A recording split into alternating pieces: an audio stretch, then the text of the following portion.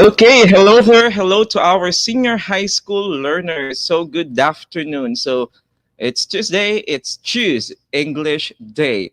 It is a new and an amazing day. So welcome to another fun-filled and exciting learning session in oral communication.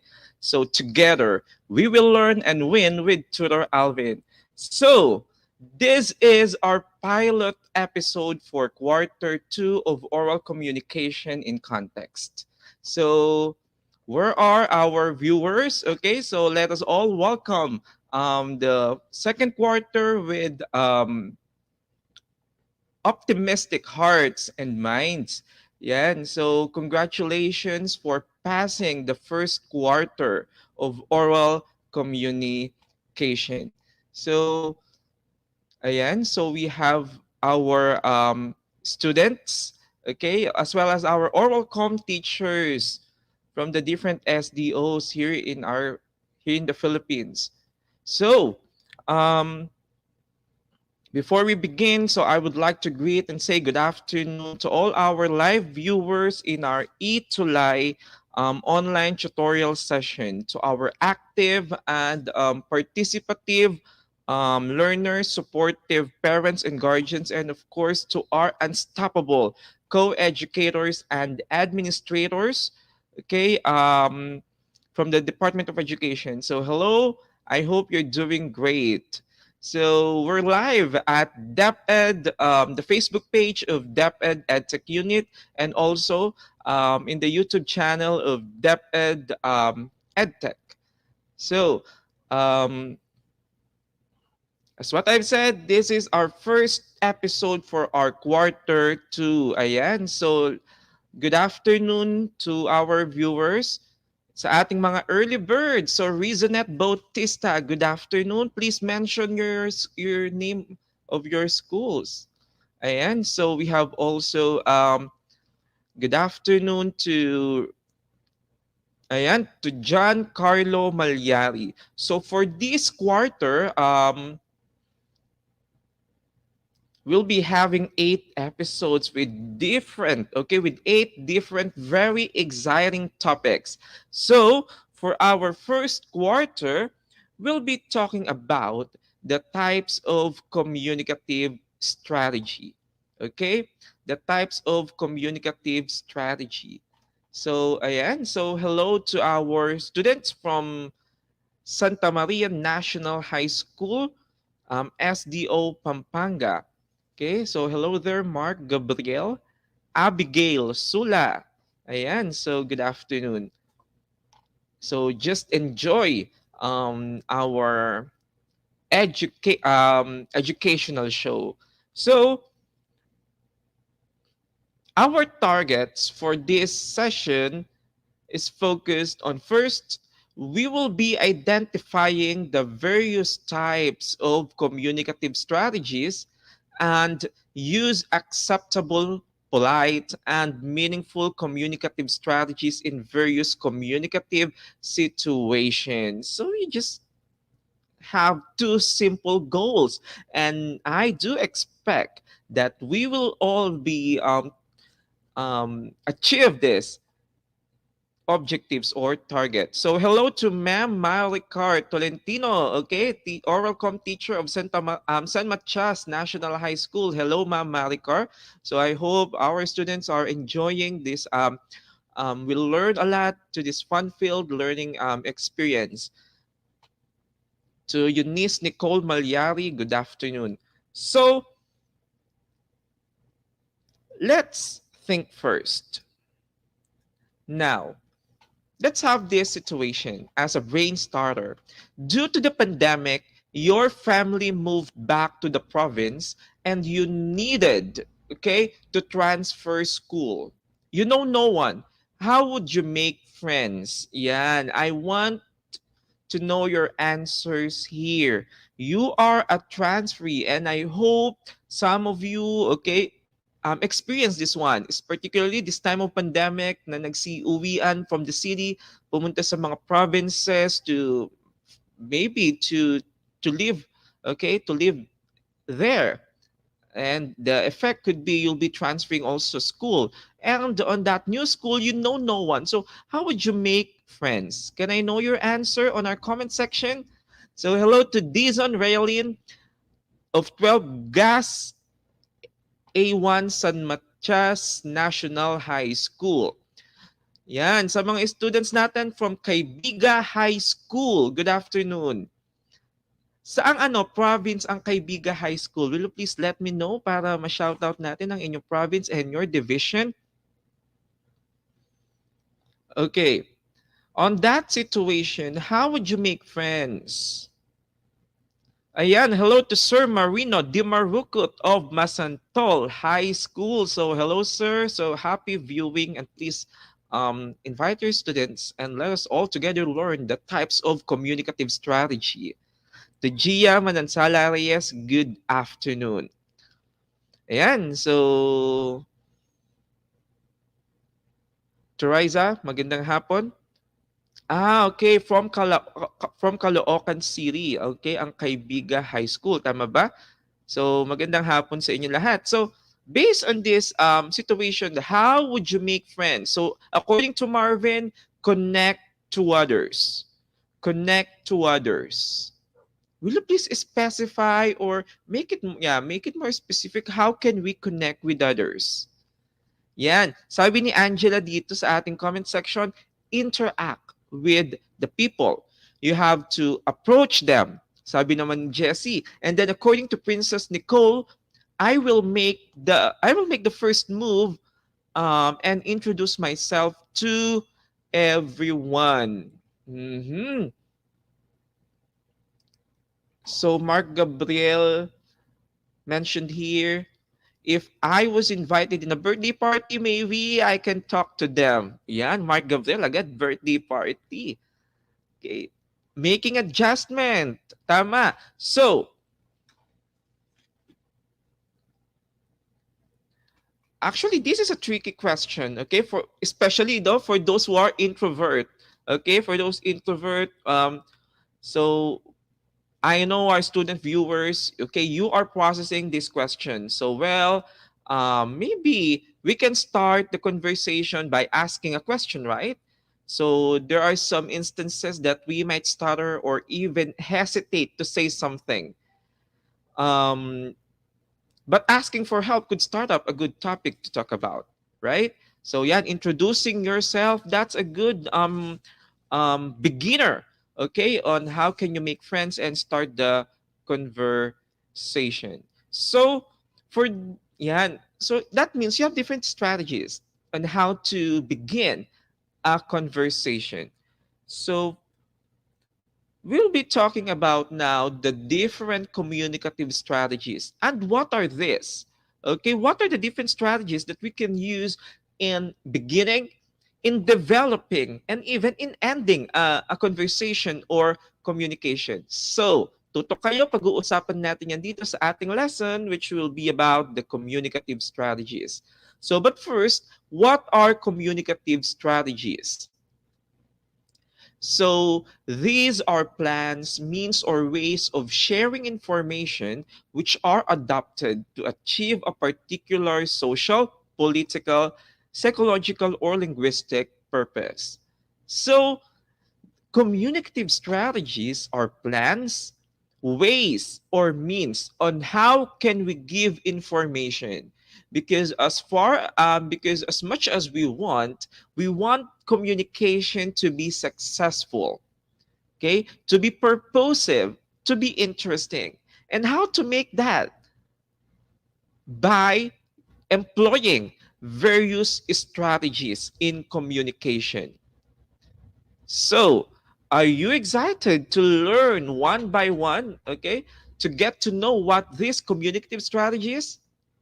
Will you please give me thumbs up or heart reactions in our comment section so that I can now unfold or expose the 7 types of communicative strategy. Okay, so hello to Alisa Calosa of San Matias National High School. Yan, thank you very much no, to the students of San Matias National High School. Napaka-supportive, and even, ayan, the students, the Marians, okay, of Santa Maria National High School. Okay, here is Joe and Venus Live and Tick 11 ABM of Archimedes Rosario National High School, Santiago City. Okay, so I love your reactions. That means you are ready. So let us begin first with the first communicative strategy, and we call it nomination. Nomination. Okay, so our first strategy is nomination. So the nomination strategy is usually used at the beginning of the interaction to set the purpose of the conversation. Ayan. So the speaker tries to open a topic with the people he is talking to. So nomination is beginning the interaction. I know it is very related to our first challenge, wherein I ask you on how can you make friends, how will you start or begin a conversation, right? So, in this first strategy, it's very important, right, to begin to initiate, okay, to start the conversation by simply opening a topic, of course, with the people you are talking with. Okay? So, this strategy involves the opening of the topic with the people you are talking to again. So, can I ask you, ayan, paano kayo, para kasing ano to sa conversation, tinatawag natin tong first move. How do you begin a conversation? Kanya-kanya ngang strategy. Can I know your strategy, your own strategy? How you begin a conversation? Anong mga panimula nyo so that you can have a conversation with that person? Ayan, Maya Pagat Panapon po, Sir RJ C. Calaguas. Yan, Kapampangan po yon. Yan, to my fellow Kapampangan Talaturo, Sir RJ, Tutor RJ, good afternoon. Yan. Can I ask your nomination strategy? Your specific nomination strategy, how you begin your conversation with other people. Okay, this is very exciting because may kanya-kanya tayong mga, what I mean is mga um, ways, right, or means on beginning a topic. So, sabi ni Alea, greeting first. Oh yeah, pwede. So, pwedeng, good afternoon, di ba? Hello, mga ganyan. By saying hi. Tama, di ba? Ay, sakto. Online si Crush, sabi niya. Bigla, may pa-hi. Then, yun na ang start ng conversation. So, ito, let me read. Sabi ni John Lloyd Manalese. Give them a hi, then you should be able to greet them based on what exact time, just like morning, afternoon, or evening. Yeah, greetings. By saying hello. Mayroon pa bang ibang malupit na way of saying or nominating or opening the topic? Yan. Kasi halos dito, hi, hello, by saying hello, by saying how. John Carlo, sabi ni John Carlo dito, hi, do you know who is our top one student?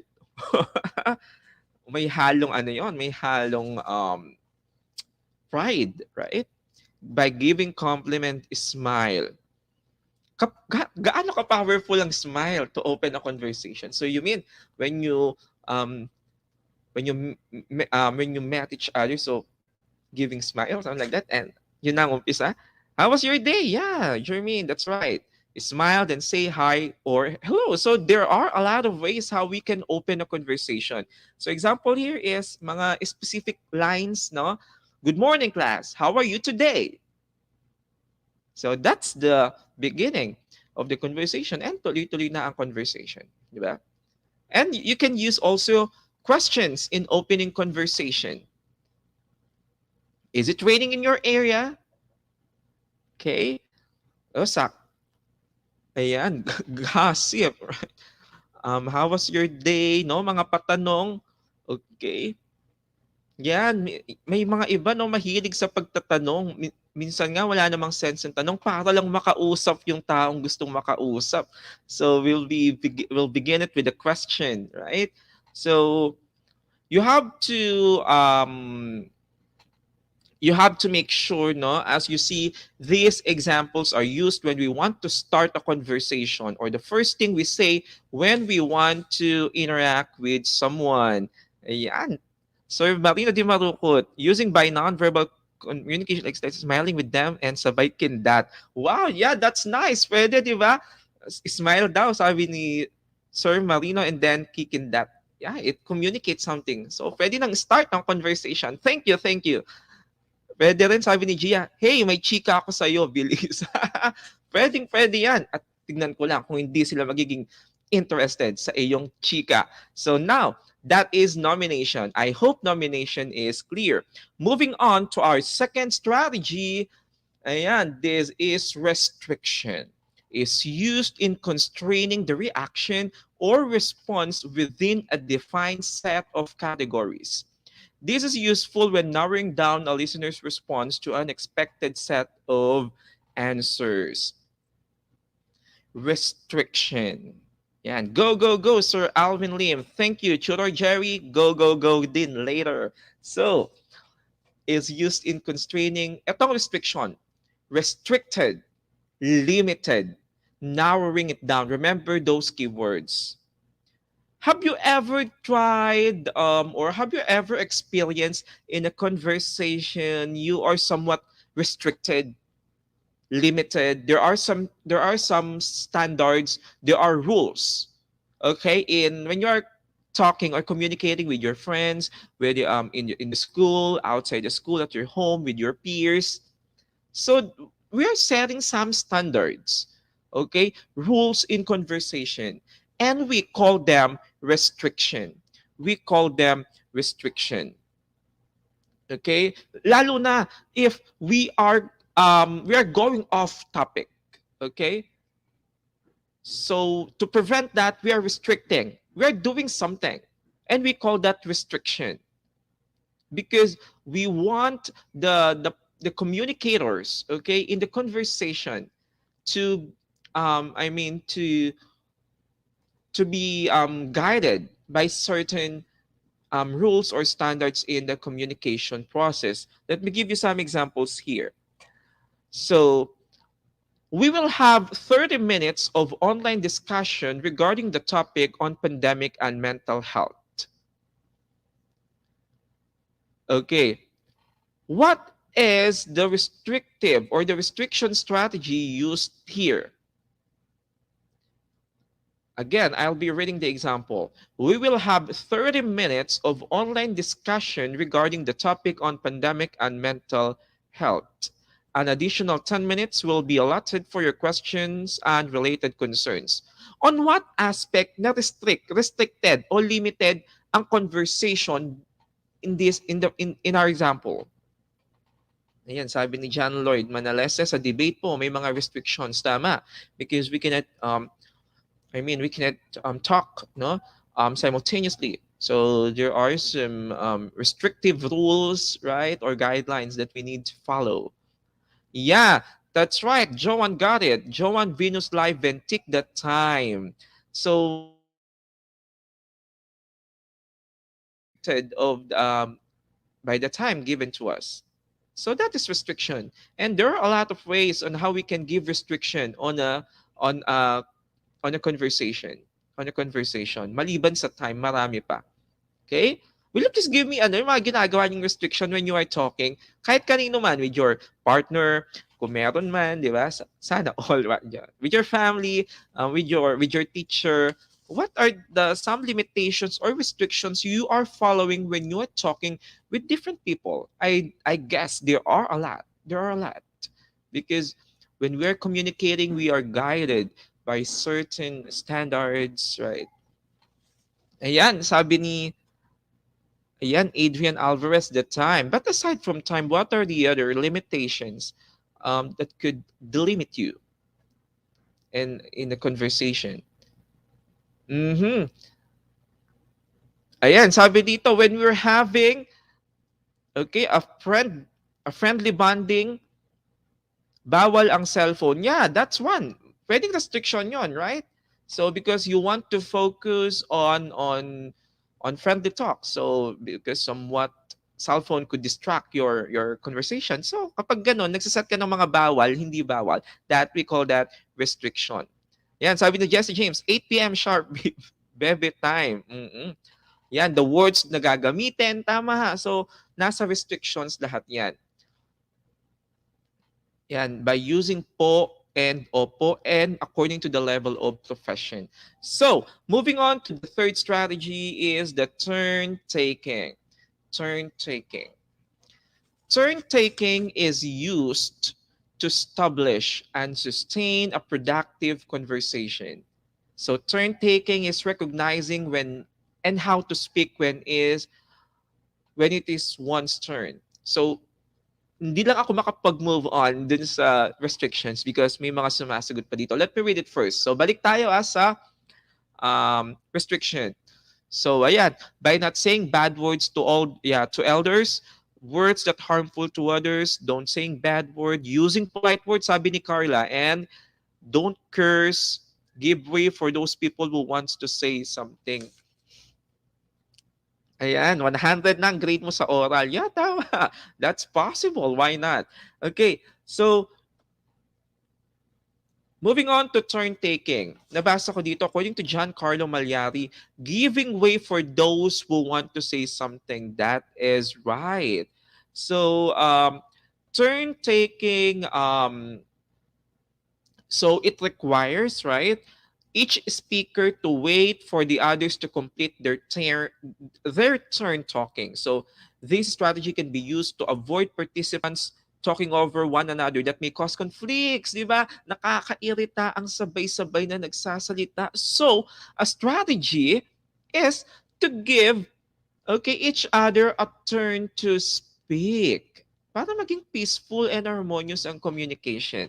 And aside from that, turn taking is also important to give chance to others, okay, to hear their side because maybe that's a conversation. In a conversation, there must be no monopoly of idea. What do we mean? What do I mean when I say monopoly? Monopoly means parang dinodominate mo ang conversation, ikaw na lang palagi ang nagsasalita and it's a no-no. Okay? You have to give um, a chance for or opportunity for others to speak. Now, can I have your mga linyahan nyo, your lines? How can you make sure or how can you give opportunity or chance to others for them to speak? Okay, what are your lines? What do you do? What do you say? So that the other person, okay, inside the conversation will now then speak. Sige?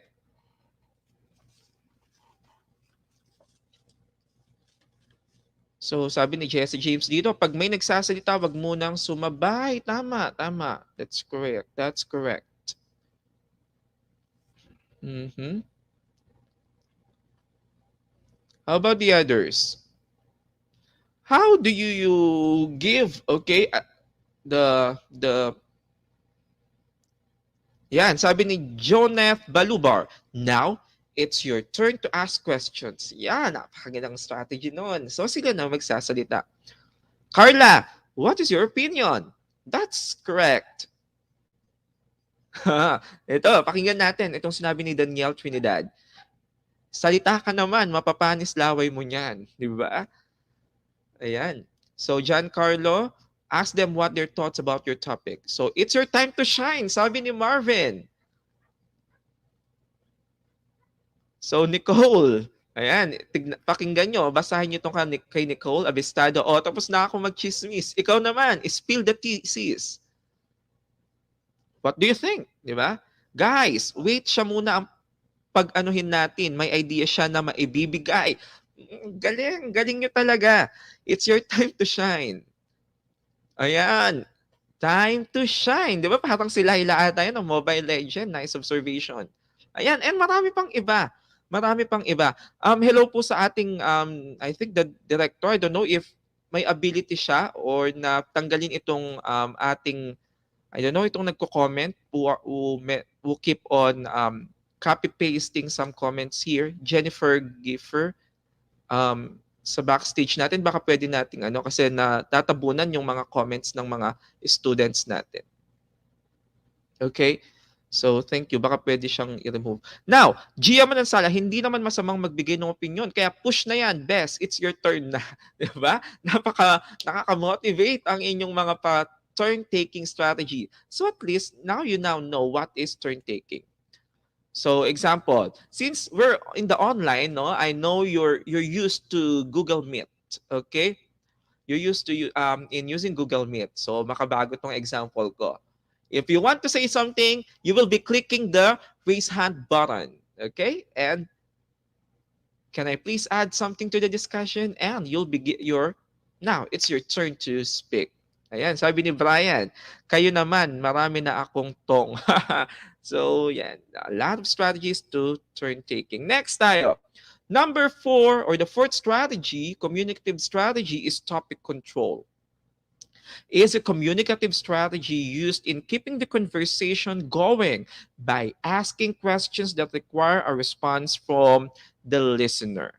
So topic control is staying on the topic. Kaya nga control, we mean here that we are staying on a particular topic. We want to control it, dito lang tayo nakafocus. So that is basically topic control.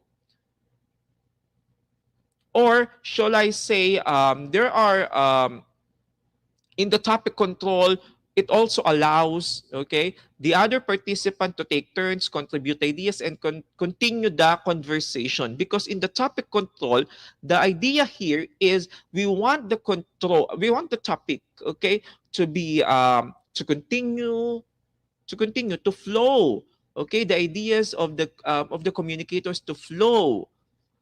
And maging mas makabuluhan yung topic. That's why we are doing this topic control. So can I ask you, how do you control topics in a conversation?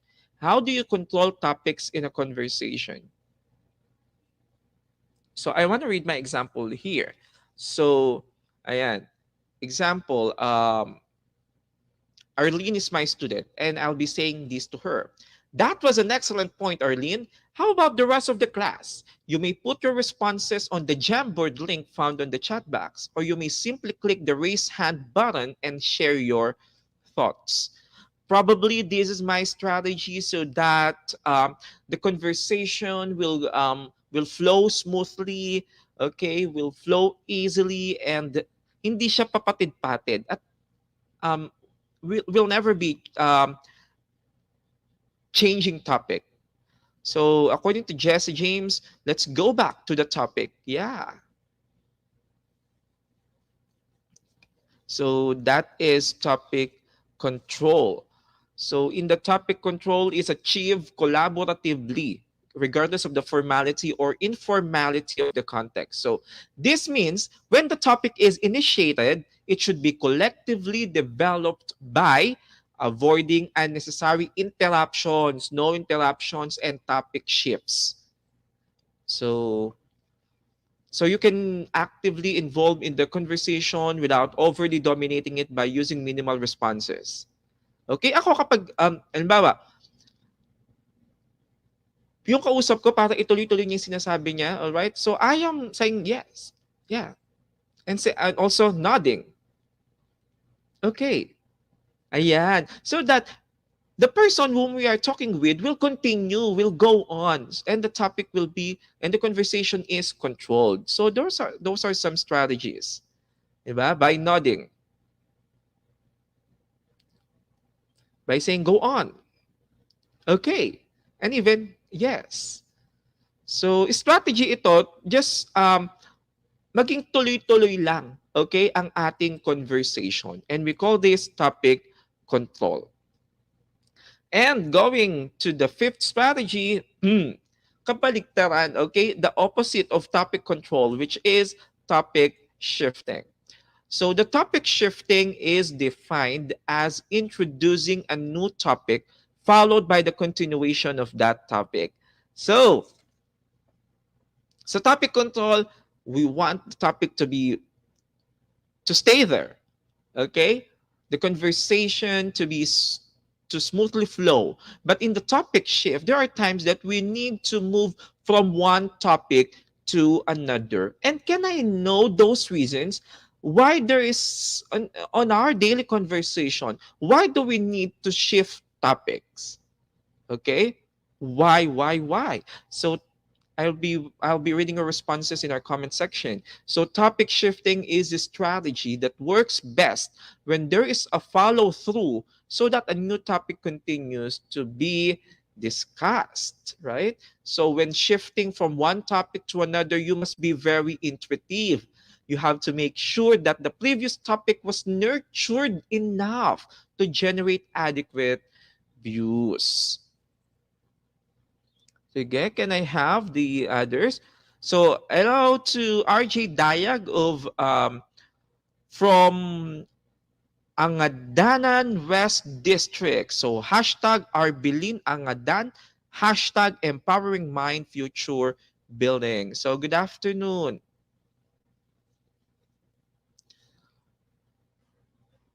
So, how do you, why there's a need to do topic shifting in a conversation? Yeah, to to get more knowledge, according to Luigi, to get more knowledge and information that we're all using in the future. Yeah, that's right. So these are some yeah, my example here. Okay. By the way, in addition to what I have already mentioned, it is dangerous, okay, to go out, especially that the Delta COVID-19 variant is here. But even if we practice physical distancing, we should not stop socialize with our friends and family members via phone calls or social media applications. So what's the keyword here? The keyword there, by the way. So meaning you're talking, and you're talking to your research project, and then after talking to that research project, you inject another topic by saying, by the way, right? Oh, in addition to what I've already mentioned. So there's a movement from one topic to another, and we call that topic shifting. Okay? Is topic shifting clear to you, our dear student viewers? Please give me a thumbs up or any reaction so that I can know if I should move on or not. Let's proceed to the next strategy, repair. Repair. Pag sinabi nating repair, ano kaagad ang pumapasok sa isipan nyo? Repair. Okay? Repair. So, repair in communicative strategy, as a communicative strategy, it refers to overcoming communication breakdown to send more comprehensible messages. Okay? So, for example, if everybody in the conversation seems to talk at the same time, ayan. So we are doing repair. Yeah, natatawa ako, no? I'm very amazed and um, experiencing good vibes by just reading your comments.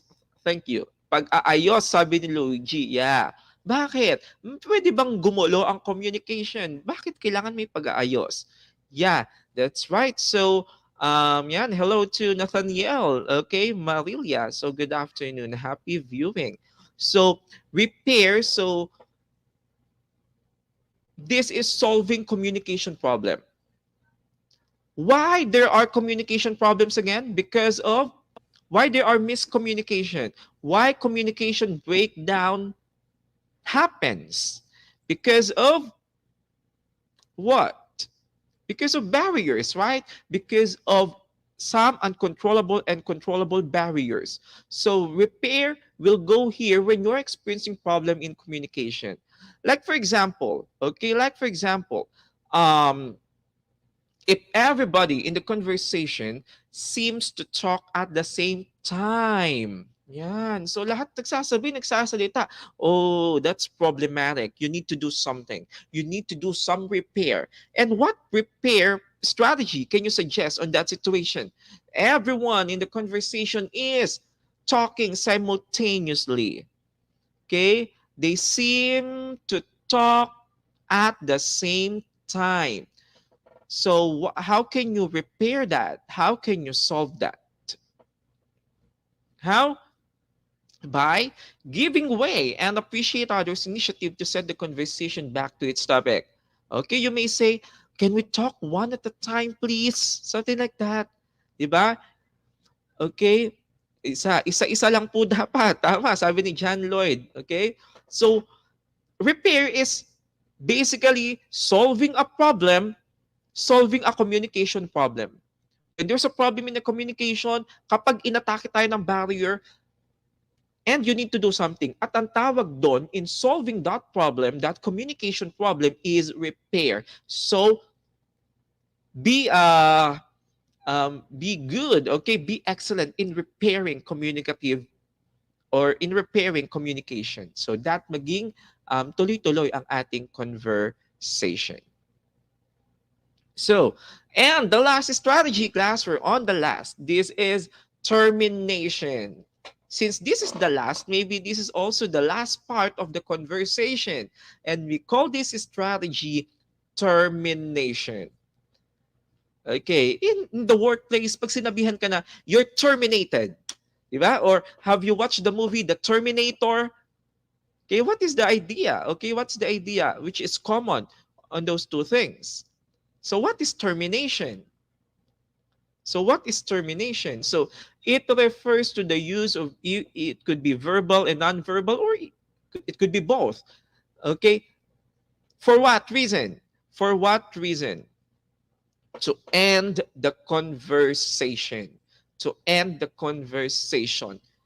Terminate. Okay, to end. To stop the conversation. Diba? If we know how to open, how to do nomination, right? To do nomination, we should also know how to end it by using termination strategy. By ending or terminating or putting it, okay, putting the conversation into end. So will you please share in our comment section what are your termination strategies? Anong mga linyahan nyo? What do you say? What do you do to signify that it is now the end of the conversation? Okay. So Carl Yabut says, okay, goodbye. Oh, yeah, goodbye. Saying goodbye is definitely, that's very obvious. End of a conversation. Ayan. Teacher naman ang treatment ni Princess. That's all for today. See you again tomorrow. That's all for today, class. See you again tomorrow. Rosel, salamat sa susunod ulit. Ayan, Josephine, nag-share siya ng about sa communicative strategy na termination niya. Ending the interaction through verbal and non-verbal messages. Goodbye. Then, sabi ni Alea, lean back. Diba? Ayan, ang sweet ng kay Abigail, ng pa-termination ni Abigail. Take care. Okay, goodbye. See you soon. Sabi naman ni Jesse James. Have a nice day, Jolly Ann. And Adrian Alvarez, ang kanyang termination strategy naman is, thank you for listening. See you tomorrow. Okay. Or I just stop them in their back and waving my hand as a goodbye. Sorry, I have to go. Sabi ni Kim Joy Lumandas. Thank you later. Sorry. Talk to you later because I hate goodbyes. That's nice, John Lloyd. Okay, and there are a lot of ways on how we can end the conversation. And we call this strategy termination. Oh, example here. Thank you. Okay, all done. See you later on our following online meeting schedule. And there are a lot of ways on how we can end the conversation. Remember the term termination. So, yes, we're done. And don't forget, and let us all remember, the 7 types of communicative strategy. First is nomination, opening the topic. Second, restriction, limiting, okay, setting standards during the conversation. Third one is the turn taking, giving others the chance to speak, the opportunity to speak. Next is topic control, limiting the topic, okay, staying or focusing on our topic. Next, topic shifting, moving from one topic to another. Next, if there's a problem in the communication or in the conversation, you need to do some repair. And lastly, if you know how to open a topic, you should know how to end it. And we call it termination. So, palakpakan nyo ang inyong mga sarili for having our discussion about the types of communicative strategy. So, actually, I would like to, supposedly we will be having a tandem with Tutor Nova today, but then she has a very important matter to attend today. So, I know she is with us in the backstage, okay? Watching all their comments and monitoring us. So, hello there, Tutor Nova. So, let's have this learning kumustahan, a new segment. I would like to know, okay, kumusta ang inyong learning by answering this short quiz. So, hello to Sir Rupert Balingit. All right. So, identify the communicative strategy used in each item. Napakadali. Identify if it is nomination down to termination. Are you ready? Let us begin. The first line is, or statement is, I guess it would be better if we speak one at a time. I guess it would be better if we speak one at a time. Answer is, okay, you got it. This is turn taking because you want them to speak one at a time. Next, number 2. Have you heard about the news this morning? Have you heard about the news this morning? This is amazing. This is nomination. Okay, opening a topic, you can ask, okay, begin a conversation by asking question. Next, number 3. Please put number no on your answer so that I could check also. Number 3 is, this time I will talk about the effects of mining. This time I will talk about the effects of mining. Nomination, restriction, topic control, topic shifting, termination, repair. What's the answer? The keyword is this time. So that means it is, yeah, Nicole Abestado. This is topic shifting because maybe I'm talking to, I'm using a topic and then this time I will talk about the effects of mining. That's topic shifting. Number 4. I'm so sorry, but I really need to leave now. I'm so sorry, but I really need to leave now. Napaka-obvious. This is ending the conversation. And termination. Okay, ang galing. Number 5, and I think this is the last. Hey, how are you?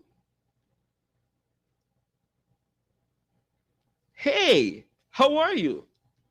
This is, magandang ano rin to. This is, the 5th is, hey, how are you? This is, to open a topic, you nominate, you do nomination. So that's it. So what is your score? Please share in our comment section. So congratulations everyone, and give yourselves virtual clap. So congratulations, I hope you learned a lot. So it's already time, but then there are no goodbyes because we'll be seeing each other again next week for another lesson. So did you enjoy our session today, senior high school learners?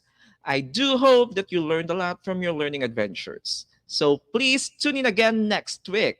Same time, same day, okay, for another learning journey in oral communication in context. Again, this is Tutor Alvin.